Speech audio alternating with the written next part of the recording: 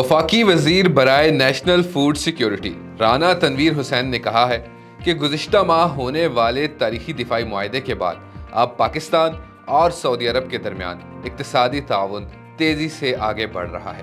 ایک انٹرویو میں وفاقی وزیر برائے national food security Rana Tanveer Hussain کا کہنا تھا کہ وزیر اعظم شہباز شریف اس ماہ کے آخر میں ریاض کا دورہ کریں گے، جس دوران بڑے معاشی اقدامات اور مشترکہ منصوبوں کا اعلان متوقع ہے۔ رانا تنویر حسین نے بتایا کہ سعودی عرب پاکستانی زرعی مصنوعات، چاول، گوشت، مکئی، تل اور اونٹنی کے خشک دودھ میں سرمایہ کاری اور تجارت کا خواہاں ہے۔ سعودی حکام نے مختلف منصوبوں کے لیے دسمبر 2025 تک ٹائم لائنز مقرر کر دی ہیں تاکہ سرمایہ کاری اور منصوبہ بندی کو جلد عملی شکل دی جا سکے۔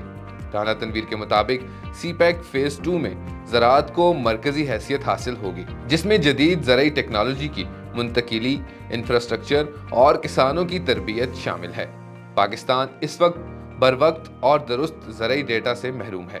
چین کے تعاون سے سیٹلائٹ سسٹم اور جدید ڈیٹا کلیکشن سے بھی یہ مسئلہ حل کیا جائے گا تاکہ پیداوار اور فوڈ سیکیورٹی سے متعلق فیصلے بہتر انداز میں کیے جا سکیں۔ مزید خبروں اور اپڈیٹس کے لیے دیکھتے رہیے وی نیوز۔